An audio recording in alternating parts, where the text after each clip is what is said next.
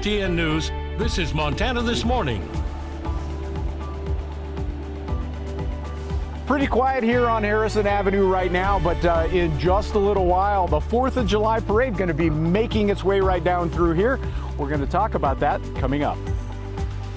America starts Independence Day with yet another mass shooting, this time in Philadelphia. I'm Naomi Ruckham with how gun violence is devastating 3 communities this holiday. Hi, I'm Gino Vici with a new opioid treatment program that brings help right to those in need. All right, 6 o'clock on this Tuesday. Happy 4th of July, everyone. It's a great day today. Kind of a rocky start as far as weather goes a little bit. Depending on where you are, yeah. We're definitely seeing some rain showers in parts of the area. You can see Chet's got his jacket on, and for good reason. It's a little cool out there. Most areas into the 40s and 50s this morning. It's not bad, but we do expect to see at least some cool temperatures through the early afternoon. Temperatures into the 40s and 50s now. Most of the shower activity is done. A little bit of lightning in southern parts of Park County back into northwest corner of West Yellowstone. These showers are going to move out of here, I expect, by about 9:30, 10 o'clock. We're generally going to be dealing with dry conditions across the area, at least working that direction.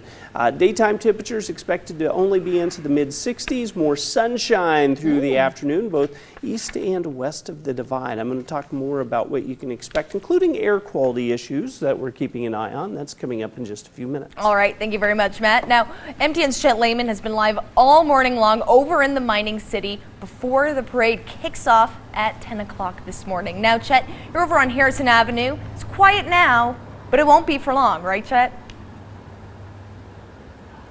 It'll be anything but quiet, Jane. This is going to be, we're at Parade Central right here at the Butte Civic Center. That is Civic Center Drive. The floats and entries will come down, going across the way this way, turn down Harrison Avenue and make their way down. As I drove in this morning, I would say probably 20 flatbed trailers already lined up along the way. Those are not for hauling people. Those are for sitting and watching the parade. This is a very popular parade. Of course, folks coming from all over southwest Montana to be a part of it. We're going to be here. We will be bringing it to you tape delayed. The parade starts at 10. You can watch it at 11 o'clock and then again at 12 o'clock on our broadcast at Family. Coming up later this morning, we're going to talk to our John Amy. He and I will be doing the broadcast for the parade once again. We'll chat about what our plans are for that. We're going to try to catch up with Matt Boyle as well, who has helped put this together. He is kind of Mr. Parade here in Butte. Lots happening. By the way, a weather update. Officially 2 clouds in the sky over the mining city. The downside is it's 46 degrees, so it is a little chilly. I'm going to keep the coat on for a little bit longer. Again, Chet Lehman live from Butte as we get ready for the 4th of July parade. I'm going to send it back to you, Jane, in the studio. All right. Thank you very much, Chet. Again, we will be checking back in with Chet over in the mining city throughout the morning. But for now, let's focus in on Bozeman. In Bozeman, keep in mind fireworks within city limits are now illegal. As of June of this year, the sale and discharge of fireworks is prohibited. This does not apply to handheld sparklers, though.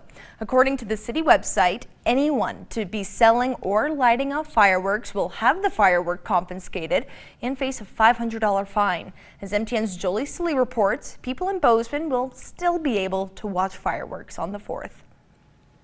It's out with a bang for fireworks here in Bozeman due to the recent ban. But even so, the show goes on. The show will start right at 10 o'clock unless we have some kind of major weather, but it looks like the rain's going to be out of here by tomorrow night. Last anywhere from 20 to 25 minutes. For the first time in 3 years, a fireworks show is being put on in Bozeman at the softball complex off Highland Boulevard. It's a way to bring the community together to celebrate the 4th of July.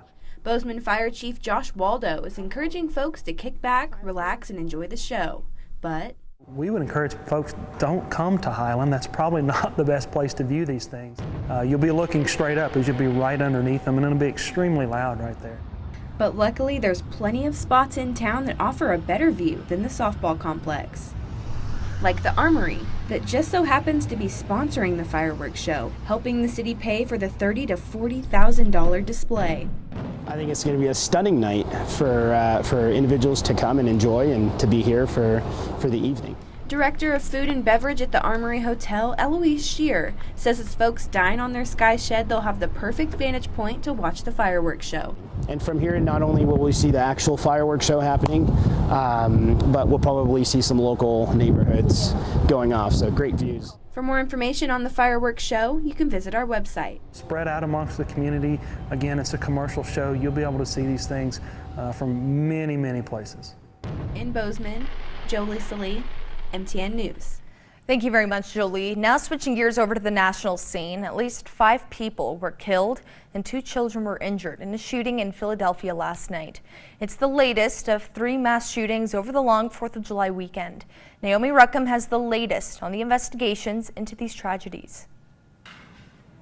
It is a violent start to Independence Day in America. Late Monday, a shooting claimed several lives in a Philadelphia neighborhood.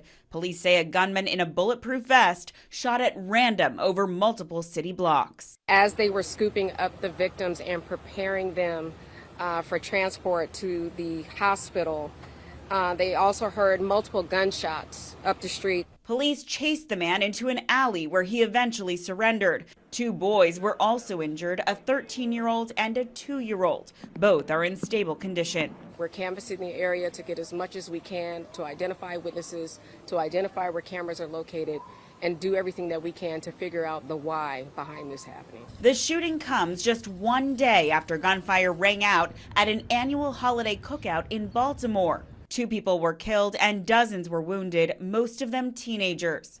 Police suspect there were multiple shooters, and the FBI is now offering a $28,000 reward for information that leads to the suspects. We won't stop until we find those responsible and hold them accountable.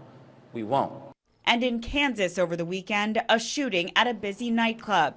9 people were shot and 2 others trampled while rushing from the scene. We need to take a very strong stance in response to what occurred because, in my estimation, I believe it was totally preventable. Scenes of gun violence across the country now tainting what's meant to be a day of celebration. Naomi Ruckham, CBS News.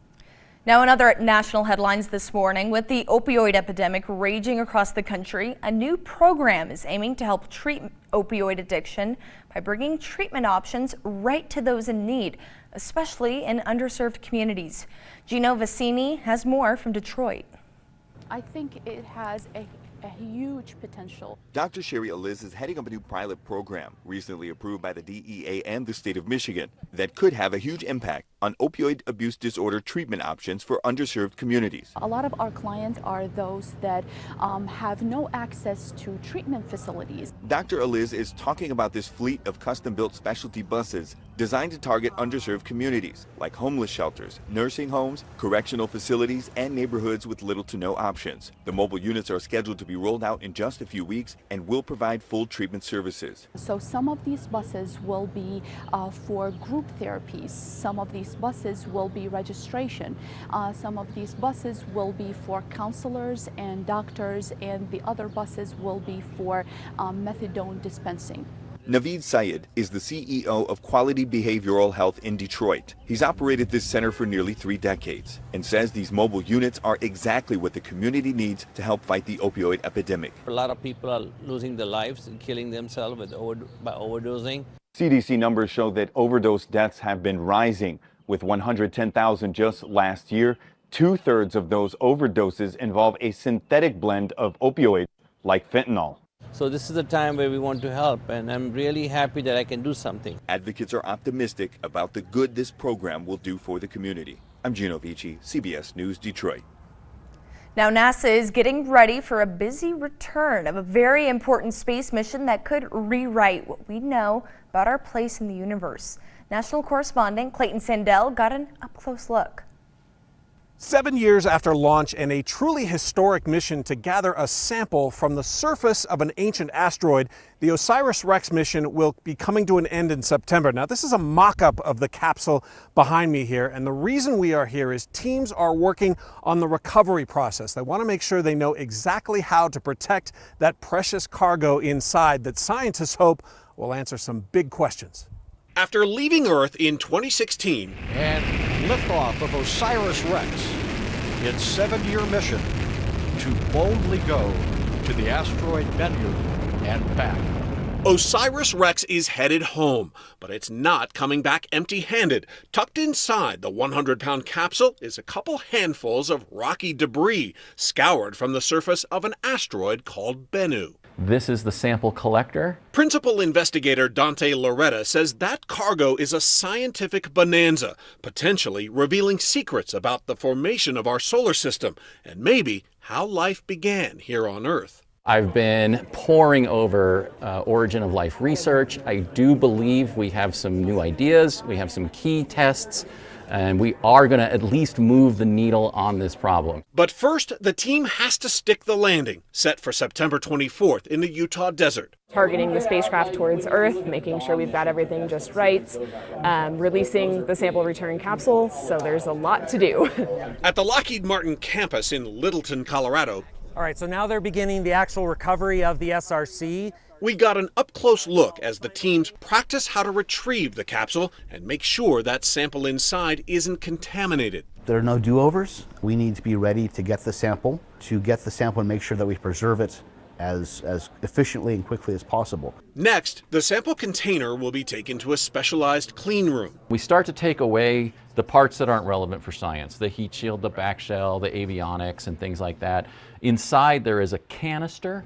That canister is what is ultimately going to end up in the clean room at Johnson Space Center. There's still a lot of hard work ahead, and the OSIRISREx spacecraft still has to deliver that sample safely to Earth. I always use the metaphor of a quarterback throwing that perfect spiral into the end zone. Scoring that touchdown will finally allow scientists to examine part of an asteroid that is billions of years old, that they hope will help solve a few ancient mysteries. I think it's going to be a great relief. We actually did it, and now I get to go into the lab and with my students, and we just get to be scientists again. And that is going to be like vacation.